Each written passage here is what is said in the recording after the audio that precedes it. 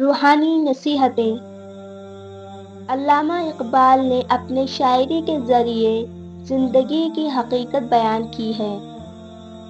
علامہ اقبال انسان کو یہ پیغام دیتے ہیں کہ اپنی خودی یعنی self respect, self power, self realisation کو اتنا بلند کرو کہ تمہاری تقدیر بھی تم سے اجازت مانگے۔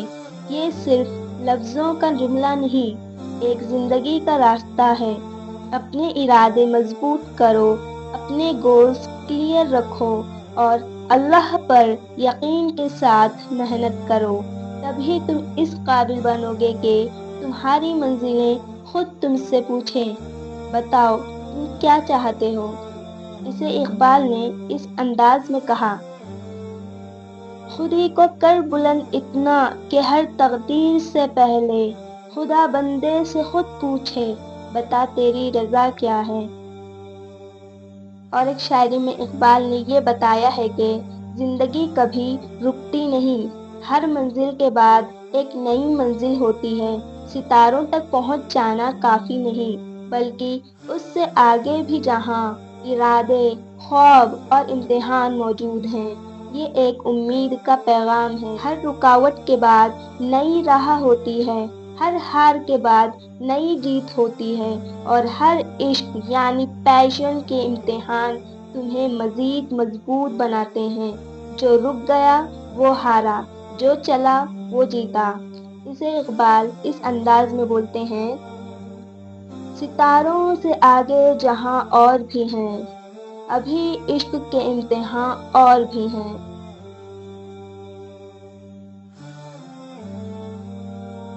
ایک شاعری میں اقبال انسانی وجود پر سوچنے کی دعوت دیتے ہیں۔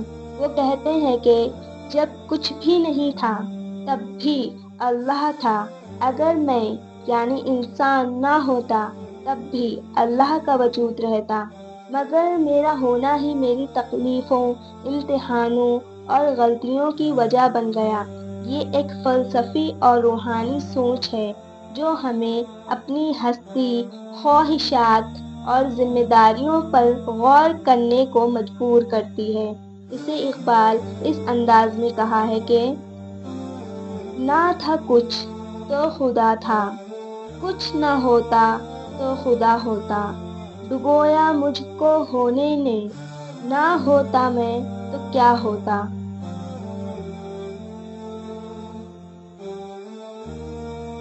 ایک شاعری میں اقبال یہ صاف پیغام دیتے ہیں کہ زندگی کا دار و مدار صرف اور صرف انسان کے عمل پر ہے۔ آپ اچھے عمل کریں تو زندگی جنت بن جاتی ہے، برے عمل زندگی کو جہنم میں تبدیل کر دیتے ہیں۔ انسان اپنے فطرتی طور پر نہ تو فرشتہ ہے یعنی نوری، نہ ہی شیطان یعنی ناری۔ وہ جس راستے کا چناؤ کرے اسی کا نتیجہ اس کی زندگی بنتی ہے۔